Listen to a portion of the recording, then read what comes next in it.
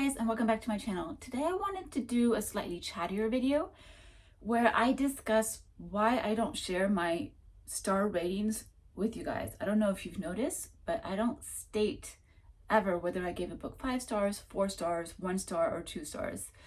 It's just not something I've done, and it's not something I will do. And there are several reasons for that. The first one is I feel that star ratings don't really give that much information, especially as someone who reads over so many genres as I do. I read historical nonfiction, I read personal primary sources nonfiction, I read general history nonfiction, I read French classics from the 18th century, from the 19th century. I read French classics from the 20th century. I read plays. I read Japanese contemporary lit. I read Chinese classics. I read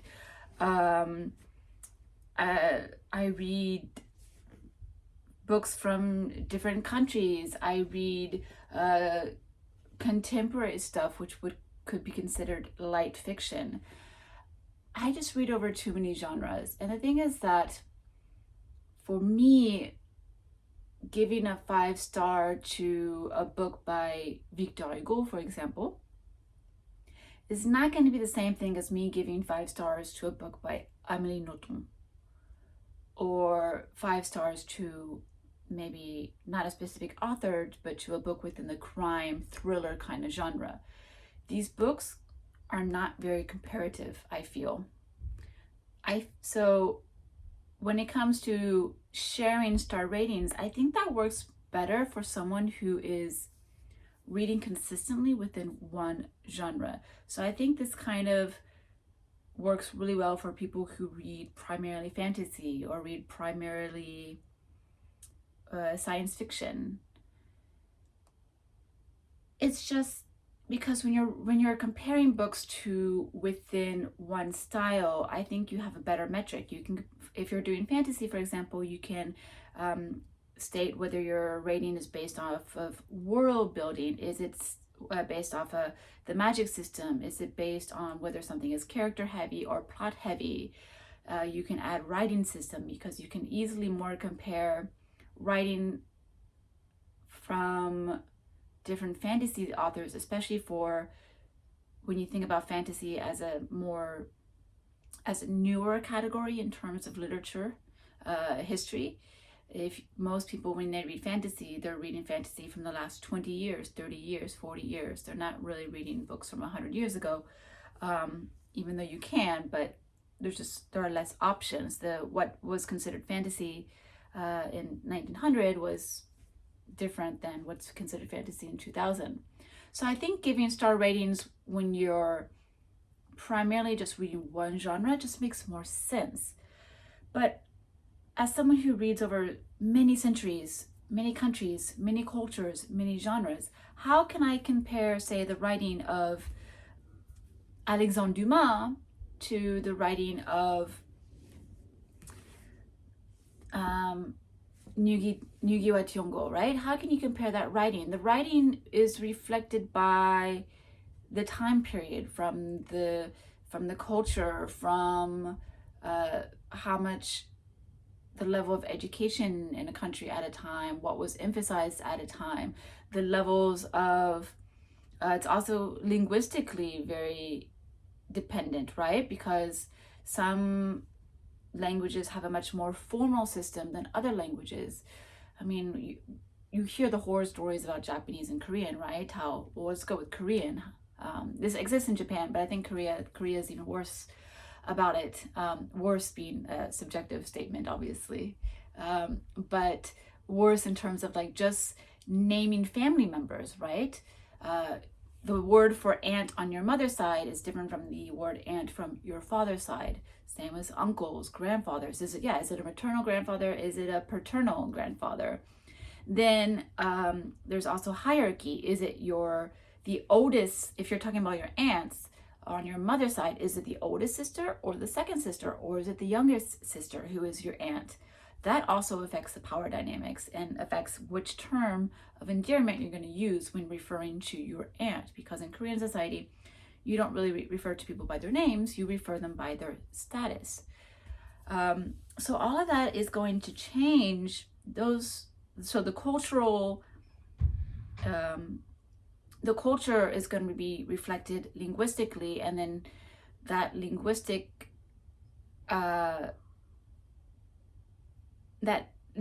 part is going to be reflected in literature, right? So it's just very hard to compare. So right there, I can't really compare the two literary styles between two very different books because there's just too much background, right? Then how am I supposed to compare a book about the Native American tribes and how they were obliterated in the US when US was becoming the US? How do I compare that to a contemporary Japanese book about women in current Japanese society? Plot-wise, how do you compare those books? And then how do you compare a nonfiction to a fiction? So I can give 5 stars in both genres, but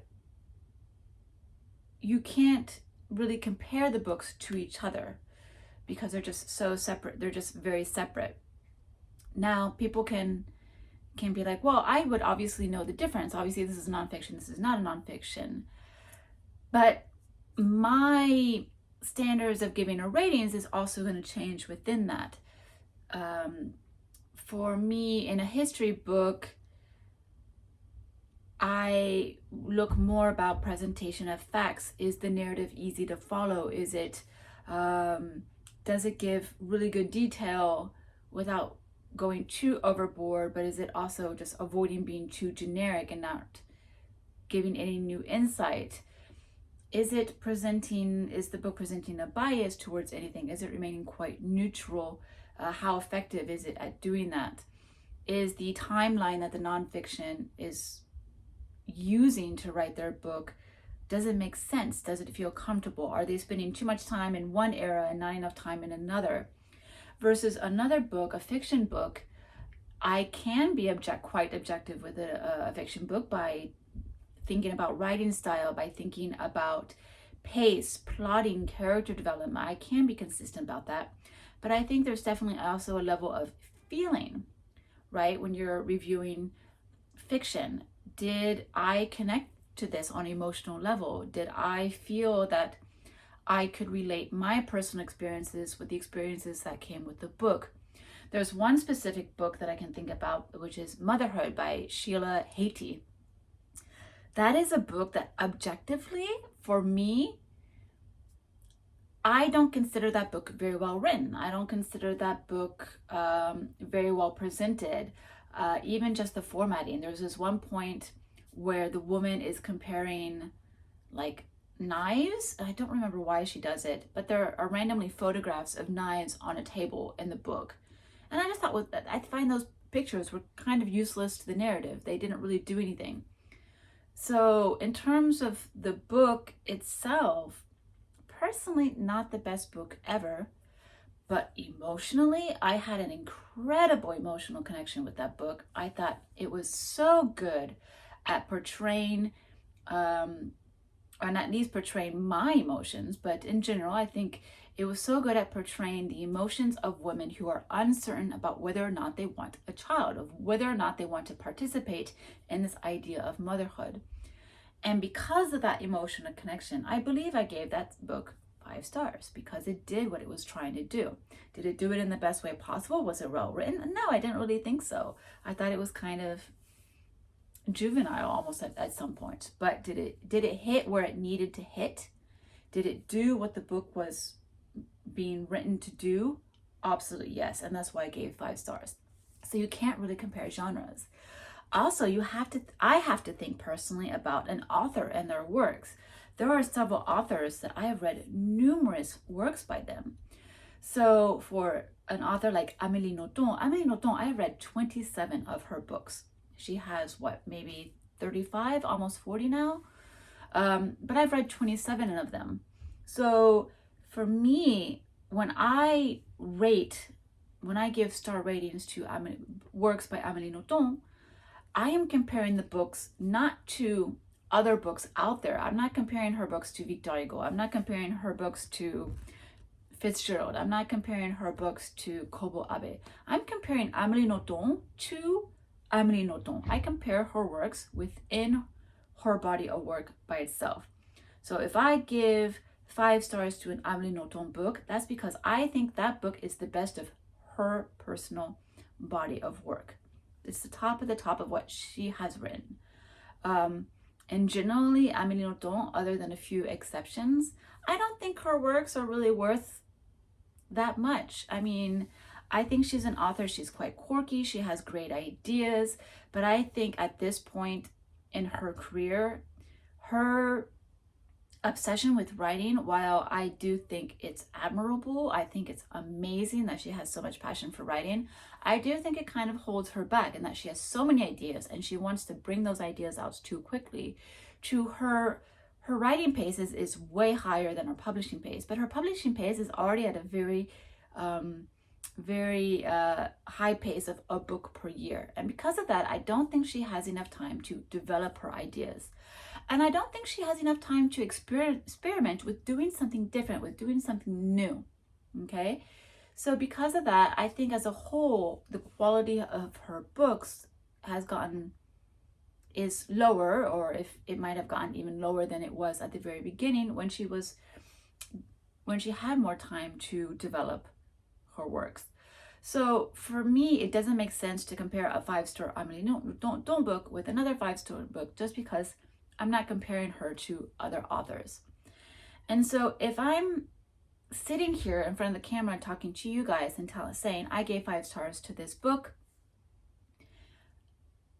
the thing is that unless I give you a backstory, then the 5 stars and that rating, what it means, doesn't really make sense. Okay? So that's really why I don't share those ratings with you. And basically, the reason you might ask is, well, why do you give ratings at all if you don't share them with us? Well, those ratings are for myself, not just so that I can look at my list of books at a glance. So when I open up Library Thing, when I open that cataloging site, that book cataloging site, when I bring up all the books that I read in 2025, for example, all the star ratings are there. So I can have a very, very quick, very easy way to sort of refresh my memory into thinking, okay, these are the books that I thought were at the top of the list within this year. And then I can pull information from that just by giving that quick glance. And then sometimes I even revise my rankings. Sometimes at the end of the year, after I've looked at my the books from that year, so here would be 2025, I think, well, you know what? That book has completely slipped from my mind since reading it. Maybe I should lower the ranking. Or another book that I ranked lower, I can think, well, you know what? That book's held on quite well. And it's stayed in my memory, and I found that it's been a lot more relevant to my life compared to when I read it. Or there were things that I didn't notice about it when I was reading that I'm noticing now. And because of that, I think it deserves a higher ranking. Or maybe perhaps I read another work by the author within the same year, or maybe just recently, maybe it was from a previous year I read them, but I'm reading them fairly recently now, and maybe I've gotten a better grasp of their writing style. And because of that, it makes me think, oh, okay, that's actually what this author was doing in that book.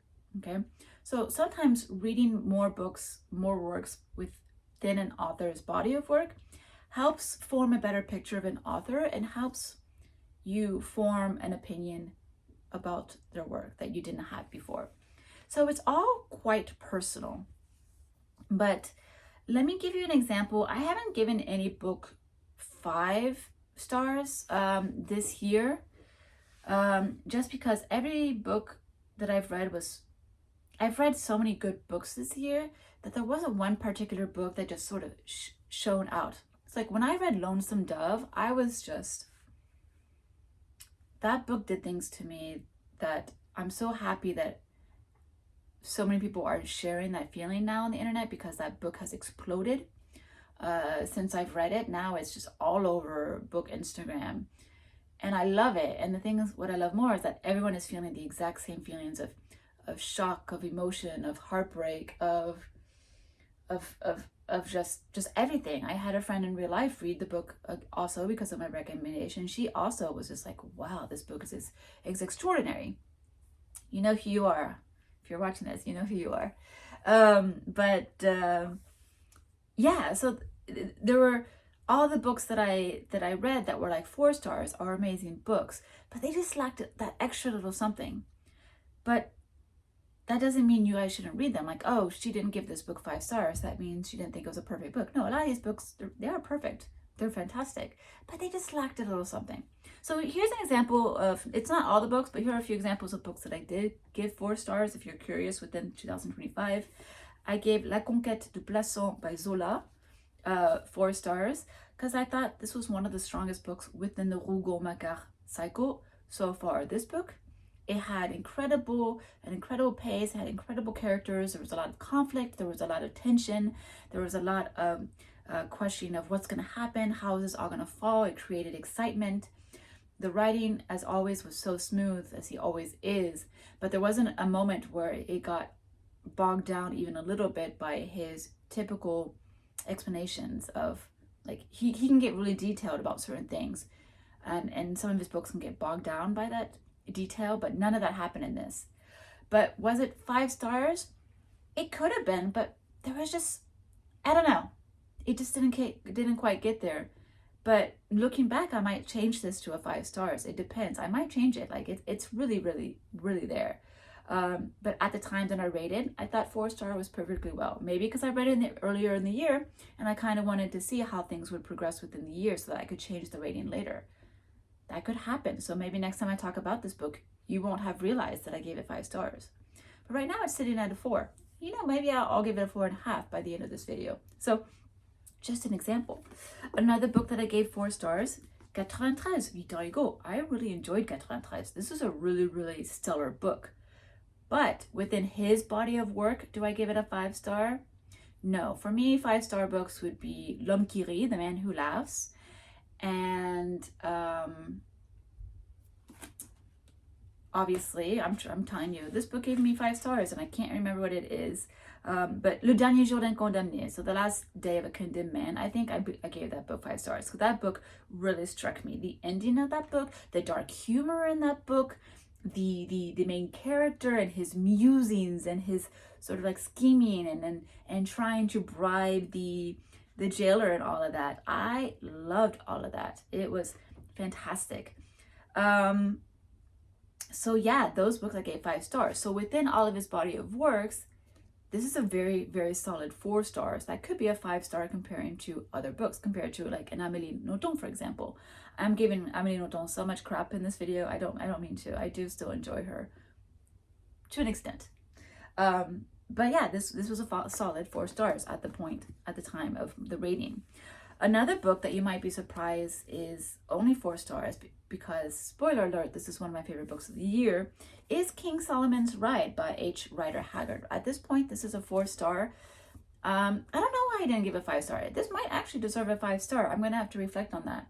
But at the point where I read it, I only gave it 4, but this could actually be a 5. So you see, these ratings don't really say anything. They don't really mean anything, because at this point, this is my favorite book of the year. So just to let you know. Another book that I gave 4 stars, The Betrothed by Alessandro Manzoni. This Italian classic, I thought this was really fantastic. I think there was a little point where there's a smidge of a point where it waned, which is why it dropped to a 4 star, but this book was fantastic. This is a book I think so many people should read. If you're into big, lengthy Italian classics that, with a sense of adventure and a sense of tension and revenge and fear for your life, if you're into those kind of books, you're going to love this. You're going to really love this. When it comes to nonfiction, The Color of Law, Also, 4-star book. This could have been a 5-star book. I only gave it a 4-star book because at one point he talks about whether or not he could give his personal opinion on this book, on his own work, whether he could provide what he considered to be a solution to the problem. He thought he wasn't fit for it. But then at the same time, he did kind of give some ideas. And I thought there was a little bit of a conflicting account on that. But should this book be read by everyone? Should this be a book taught in high school? Should excerpts be taken from this to prep middle schoolers in discussing this kind of subject? Absolutely yes, which I think merits 5 stars. I think this should be a book taught to everyone. But just because of the one little part, I dropped it down to 4 stars because subjectively, that's just what I felt at the time. But everyone should read this book. I mean, if you're into sociology, and if you want to understand the Black experience in America, if you want to understand how law is used to separate a minority from the majority or from the group of people who wish to be the majority, this is a great book to read. This extends beyond America. Any sort of government that uses law to separate their people, this is a book you want to read because this shows how they do it. It shows how people manipulate the system to get what they want. So yeah, this could be considered a 5-star book. I just happen to give it 4 stars. So yeah, I just wanted to sit down with this video and just share with you why you don't get star ratings for me. And I have to admit, it sucks for me because I mean, I'm just doing the booktube thing for fun. I'm not making any money out of it. I don't think I'm ever going to try and make money out of it. It's not really, once you start making money out of something, you have to put a little bit more effort into it. And I don't know if I have the schedule to be able to do that. And to be honest, I kind of wanted to create a space where for maybe one moment in your day where no one's trying to sell you anything other than a book, maybe a good book. Maybe technically I am trying to sell you on something, but where I'm not trying to sell a reading lamp, or I'm not trying to sell Squarespace, where I'm not trying to sell some body lotion or something like that. At this point in my life, I don't know, that's not what I want. That's not what I'm aiming for. I just want a space where I can come in when I have the time to talk to you about books that I really enjoy. So,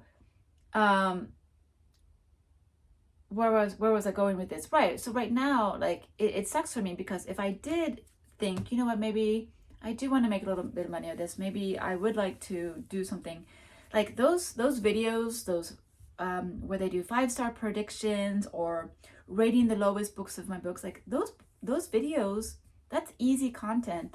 Those are easy videos to do because predicting 5 stars costs you nothing. I can just grab a bunch of books, tell you what I think will be 5 stars, and then either they do happen to be 5 stars or they don't. You know, I can creating a predictions video, very easy to do, and that creates a video for you guys to watch. That creates minutes that can be used for selling advertisements.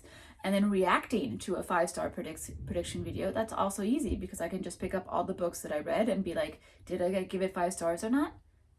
Yes or no. So if I were to become a booktuber that decided to make this more of a thing, to decide to make it a source of revenue, then yeah, missing out on that type of easy content kind of sucks. But it just doesn't make sense for me personally to do that kind of video based off ratings because, like I said, the ratings just don't mean much in terms of me sharing those with you. But I always try and tell you guys writing styles, what I think about plot development, character development. I always try and tell you my experience, my personal experience with the book, how I relate. I really love telling you guys, especially with like Japanese fiction. I love telling you my experiences with Japanese society when I read about a certain topic being presented in a Japanese book. I really love discussing comparing books across cultures, like what I think is not culture specific, but it's very much human specific. That's what I love doing, and that's the part that I think is more important than just giving an arbitrary star rating. So there you go. I hope you enjoyed that video, and I will see you guys next time with a new one. Bye.